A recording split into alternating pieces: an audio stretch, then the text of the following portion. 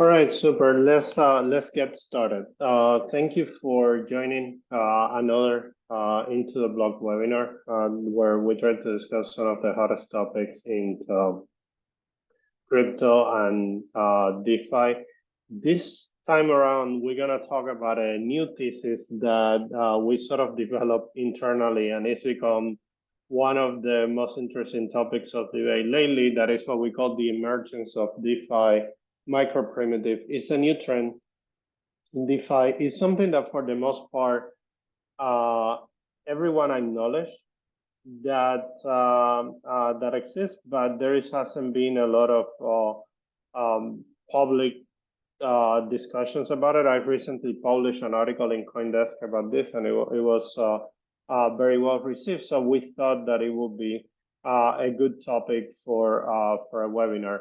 As always, as we go through this, if you have any questions, feel free to use the Q&A panel, and I will stop multiple times during the presentation. This webinar might be a little bit different from others, in which we're not going to show you a lot of data or things like that. It's more about a trend, right? It's more about talking about directionally where DeFi is going, and getting your feedback. So the agenda is fundamentally simple. We're going to talk about the emergence of this phenomenon that we call defi-micro-primitive, and take and do an analysis from market trends, what that really means and why it's a little bit atypical. We're going to give you some examples, and then talk about the benefits of challenge and whether that represents a benefit for DeFi, or it could be quite risky. Before we start, as usual, I want to give you a quick update about where the things that we have accomplished at IntoTheBlock in the last 3 weeks since our last webinar. So on our analytics product, we launched the analytics for the Arbitrum blockchain. It's one of the few offerings in the market for this. Is quite unique in that sense, and you can find analytics for about a dozen Arbitrum tokens during, and it's been extremely well received. A lot of positive feedback from the Arbitrum community. In one area that we have been super active in our risk radar platform, Alpha. So we were approaching the launch of our beta release, and prior to that, we have been unlocking a few protocols with the risk signals. And remember, the risk signals that you're gonna see here are things that we actually use to protect capital at a scale. So so we unveil analytics for risk signals for Aave. Extremely positive feedback, even some tweets from the CEO, the founder of Aave. So this is the type of analysis that probably you cannot find anywhere else.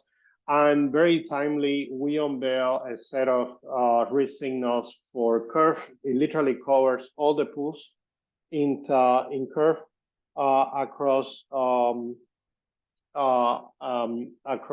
historical timeframes, and you can see all sorts of different risk signals for slippage and the compositions of pools and arbitrage activity and things like that. That if you're facing DeFi protocols, these are things that you need to know about. Very soon, we're gonna talk about analytics for Base, the new Coinbase blockchain. So we're gonna have that, and new protocols being released on the risk radar. So that's the update from the IntoTheBlock perspective. So let's start with the main topic, that is this phenomenon that we call DeFi micro-primitive. And we think it's quite strange that this is happening in DeFi at this time, and we're gonna explore why. So this is in the last few months, you're gonna see, you probably, if you have been tracking the DeFi space, there is sort of an unspoken trend in which a lot of these protocols are going more granular, they're going smaller and more fragmented, which is, you're seeing this with things like Uniswap before, and Flashbots, and protocols that have a core functionality, and now they're partitioning that functionality in a bunch of things that are now extensible. And it's almost like micro protocols in and out of themselves.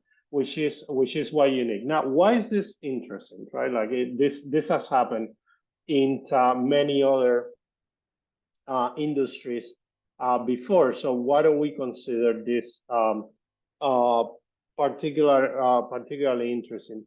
Well, it's sort of counterintuitive when you analyze the state of the DeFi market today. So a helpful metaphor to analyze this is what we call the fluctuation value between infrastructure and application in technology market. So in any tech market, the value accrues at any given point accrues between the infrastructure layer and the application layer, and it fluctuates. So for instance, if you take a trend like cloud computing, initially cloud computing, a lot of the value accrue at storage and compute. It was infrastructure, and eventually platforms like AWS, Azure, G-Cloud started shipping higher level services, right? Messaging, machine learning, other things that start accruing that. And obviously, cloud enables SaaS as a movement, so a lot of the value transferred to platforms like Hotspot and Salesforce.com and things like that.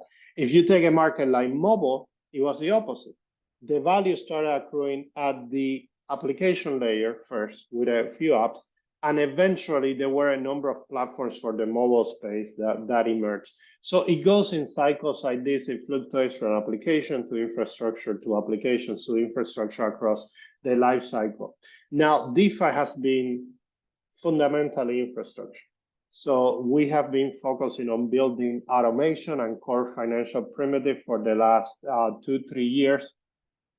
And when we think about this, the beauty of this metaphor is that you can start somewhat predicting where the value is going to go. So if the value is overly accrue at the infrastructure layer, you can think that it's going to move to the application layer and vice versa, because that's typically how the trends go. So if everything in DeFi was accrued at the infrastructure layer, the rational thing to think is that we were going to start seeing higher level applications built on top of DeFi primitive.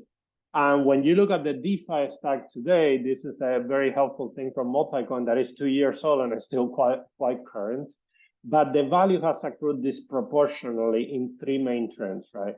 Automated market makers, lending protocols, and staking derivatives and stablecoins. I think that those have captured the majority of that. There is other things. There is derivative protocols.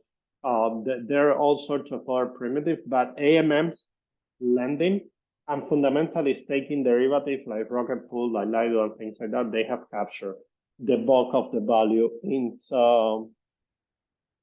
DeFi. Somebody told me that I'm not presenting. Don't tell me that. So let me reshare the screen. I hope that you can see the screen now. So I'm gonna do a quick recap of what I just covered. Was very basic. So this is a chart that was showing infrastructure and applications. The cycle, as I said, it fluctuates between infra and apps, and then essentially the value in DeFi has really accumulated in AMM, lendings, and staking derivative disproportionately. So 90% of the TVL in DeFi is between these layers. So the trend following this theory should have been about building higher order applications. Instead, we're going into this thing. It seems that we're going to build more infrastructure, more granular infrastructure, which is somewhat counterintuitive, but nonetheless super interesting. So when you think about the opportunities for building higher order applications, they're all over, right? We need better wallets for DeFi, better user experience. There is an entire trend about bringing real world assets, particularly yield bearing assets like US treasuries and things like that into DeFi. Bridges in between CeFi and DeFi. There are all sorts of applications for higher order, higher level apps. But instead, we decided to go macro. We decided to go more granular, more detailed, more extensible. So that's what we call defi-micro-primitive. So what is a defi-micro-primitive? So I was thinking about this the other day about trying to arrive to a definition, and I call it something, it's a programmable, atomic, functionally composable and extensible component of a DeFi protocol. It's almost like a mini protocol within a protocol. Again, this is not something that the industry is outspoken about, but if you talk to founders of DeFi protocols, the majority of DeFi protocols are doing this today. So this is something that is happening across the entire space, and I'm going to show you a few examples. So what do I mean by programmable? It means that the microprimitive could be invoked via a smart contract. What do I mean by functional atomic is that it takes a functionality of a protocol and abstract that in a way that you can build others, and that's what we mean by extensible, right? You can build other pieces of that functionality, and composable is that you can take three components of three microprimitive of lending and build a lending protocol on top of that. I think that summarizes the key characteristics of MicroPrimitive. But let's look at this in the context of some examples. So for instance, Uniswap v4. So UniV3 went from, Uniswap went from UniV2 that was passive liquidity provisioning to UniV3 in which it was active liquidity provision to UniV4 that when the design was published is a more granular, more modular, more fragmented architecture. The key component of UniV4 is this thing called hooks. And hooks are essentially programmable code, smart contracts that customize the functionality of pools in areas such as swaps, feeds, LP position management, and others. So to give you an example, the traditional UniV2 balance formula is the X plus Y equals K. It's a linear formula that balances the pool. So imagine that I want to use a different mechanism for that. I can create a hook that balances the pool based on a different criteria, or I can create a hook that has a swap logic that is based on a very predefined workflow that I created for myself that does arbitrage in a very particular way. So UniV4, when it launches, you have all this ecosystem of hooks that will regulate, that will sort of guide the behavior of pools within the protocol. And that's going to be very different to what we have today, that is one uniform behavior for all pools, right? UniV3, all pools follow the same sort of patterns, and the same with UniV2. Now, EigenLayer is one of the hottest protocols in the market today, with this notion of restaking.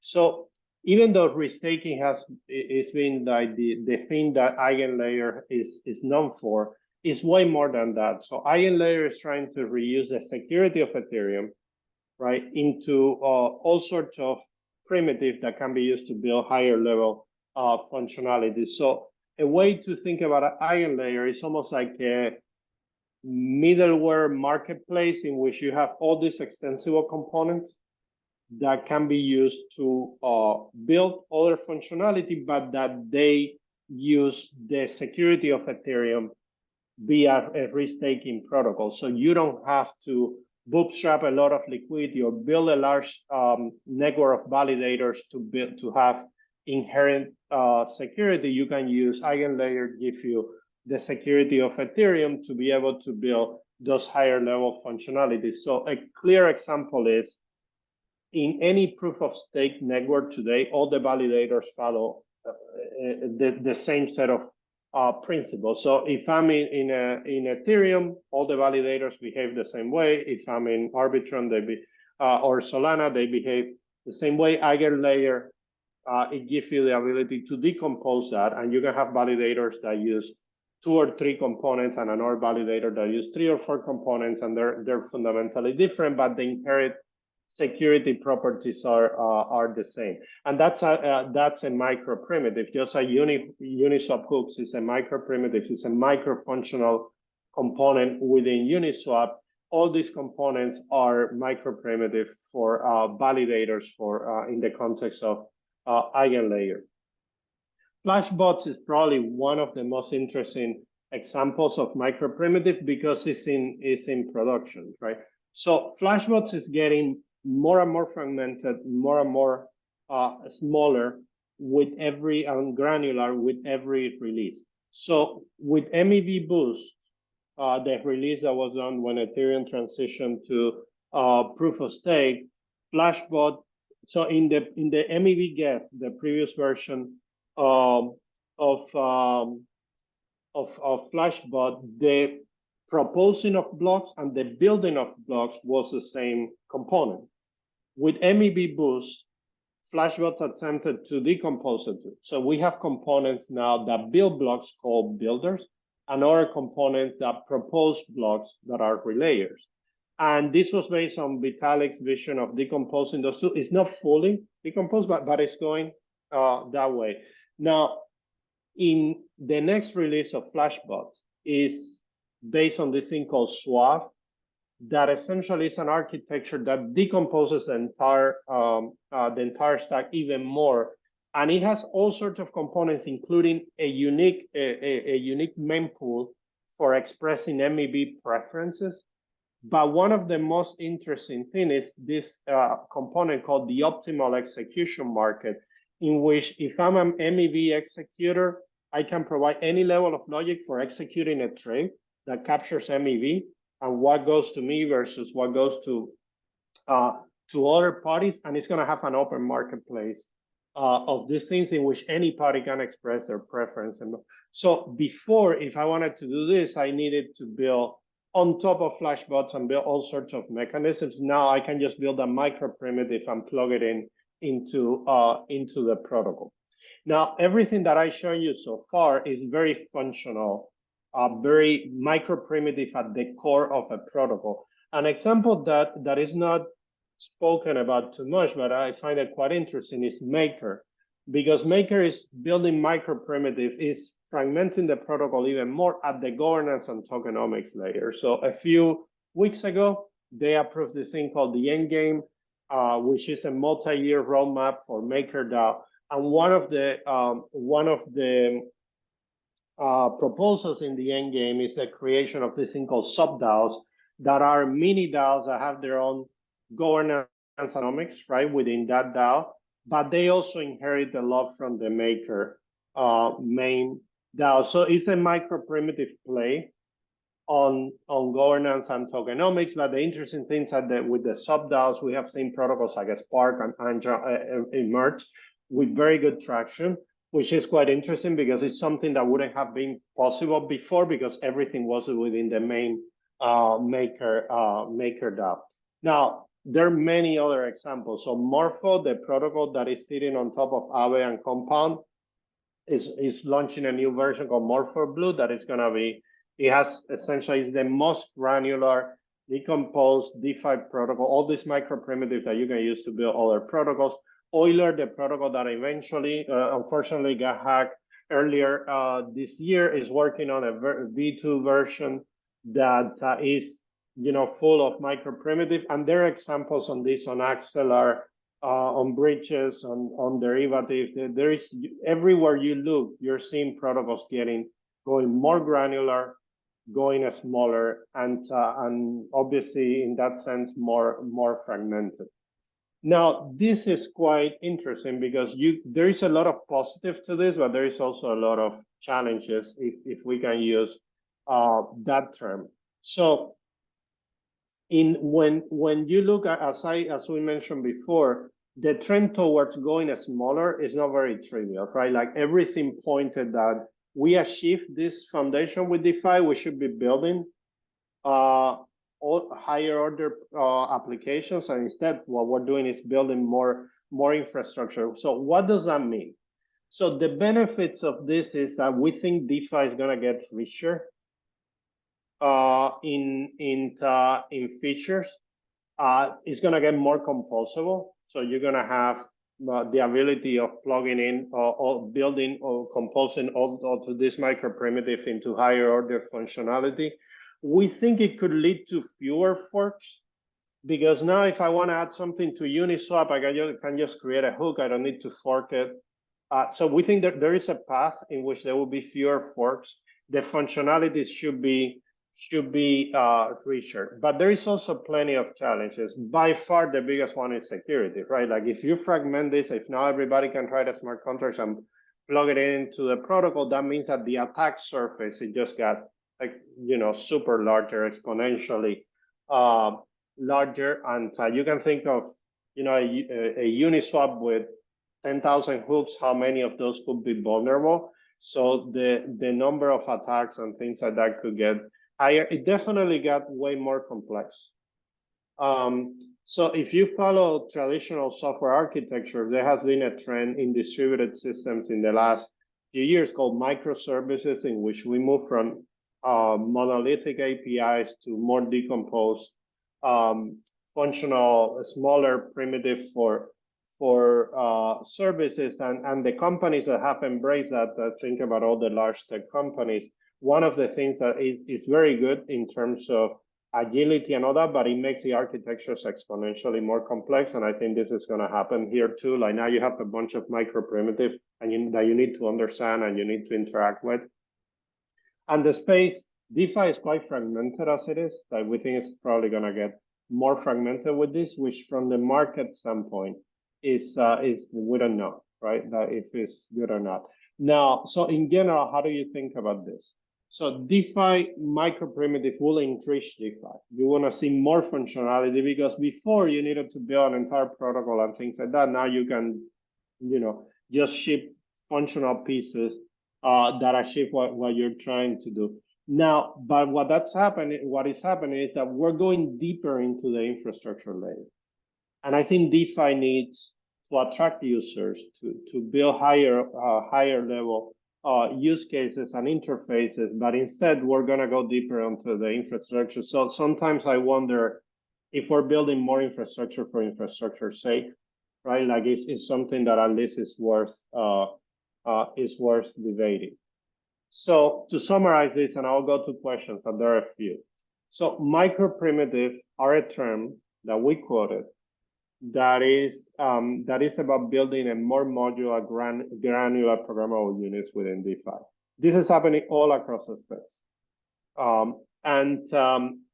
Notable examples, as we've spoken before, Uniswap, ILayer, Flashboot makers, but there are plenty of others. Now, this is not trivial. It's cool to be building at a lower level, and the functionality space of DeFi is going to get wider and richer, but it also introduces a lot of challenges. That's all I have.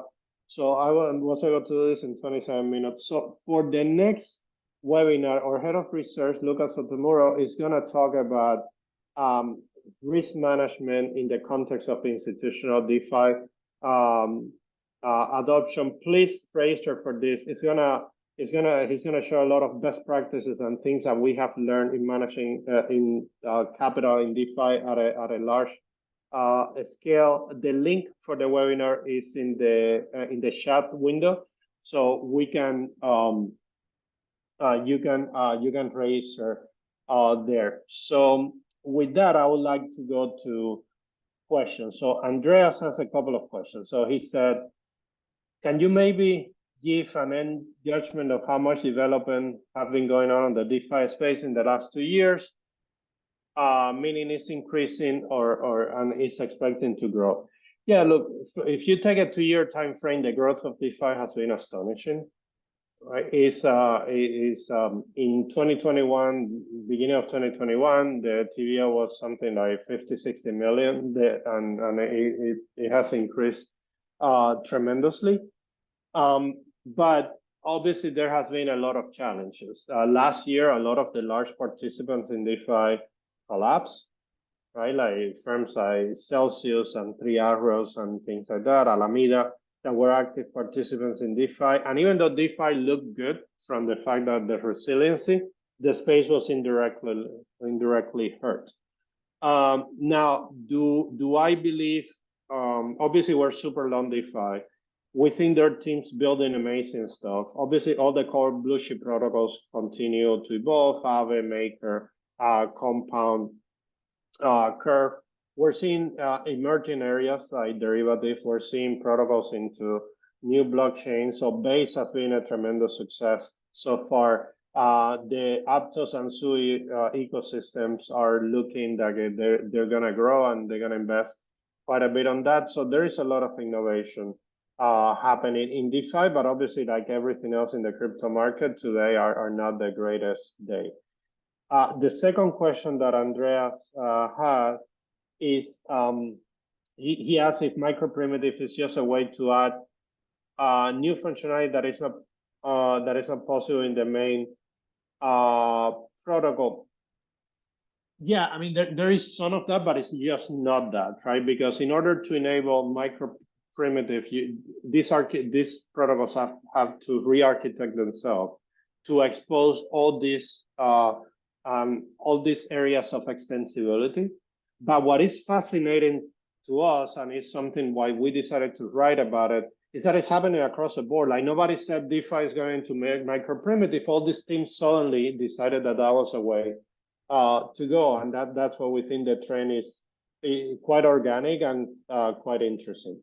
Then Isa is asking, do you think that development of DeFi MicroPrimitive could be a natural growth phase in a nascent industry that still has varying visions of the role of DeFi can play that could be found in the face of consolidation of higher? Okay, so what he's asking is, could this unlock new growth and also lead to consolidation in the space? It's hard to tell.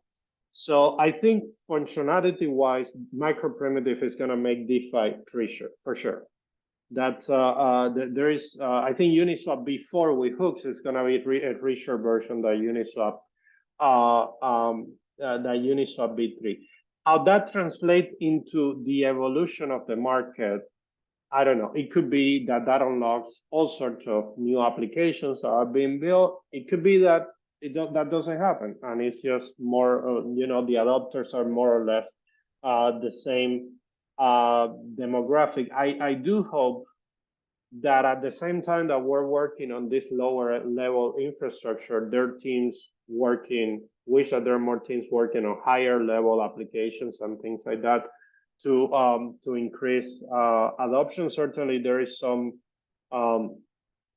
effort of that. What I do think that is related to the question is that if protocols become more extensible and more modular, there's going to be less need of forking everything to achieve like a small piece of functionality, right? Like probably, the effort of forking Uniswap to add a couple of, new features is probably not worth it, right? And it's riskier and things like that. Like we don't need 600 AMMs in this market.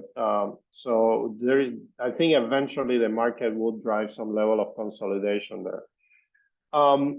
There are more questions. So, wow, more and more questions. So Andrea has a couple of others. He's asking, it feels that the data model and process model is being rebuilt with fixes, MicroPrimitive. I think definitely, like when we speak to these teams, a lot of the feedback we hear is that they build a first version of a protocol and realize that all these areas needed to be extensible, and that's how they went into being more modular and more fragmented. What is fascinating to us is that it's just happening at the same time. They all realize the same thing without talking to each other. As somebody, Asi da Silva is asking, while MicroPrimitive fragments downstream, is it possible that it leads to concurrently dominant properties like Uniswap become more dominant? Yeah, so absolutely. So when we say that trend was not trivial, is that market-wise, it just didn't seem like the obvious thing to do. But it could be that by there is a universe in which by building all this all these micro-primitives, there is a group of protocols that just emerge as the nominant said, because if all the functionality you need could be extensions of Uniswap, then probably we're going to have less AMMs. That's conceivable, but we don't know. Like it's just too early to tell. It could be there is another universe in which hooks get hacked all the time, and then nobody wants to play with that. So those two universes are totally possible. So we don't know how that's gonna work out. And let's see more questions. What happens when MicroPrimitive needs an update? It depends on the protocol, right? Some of them will have upgradable contracts. It's going to depend on the architecture, or the architecture decision of every protocol. Just like they update protocols today. And I think with that, I got through all the questions. So I would like to thank you very much for joining this. And sorry I was a couple of minutes late. And sorry about the slide deck hiccup. And I hope to see you in the next webinar in 3 weeks. Don't forget to register. Thank you very much.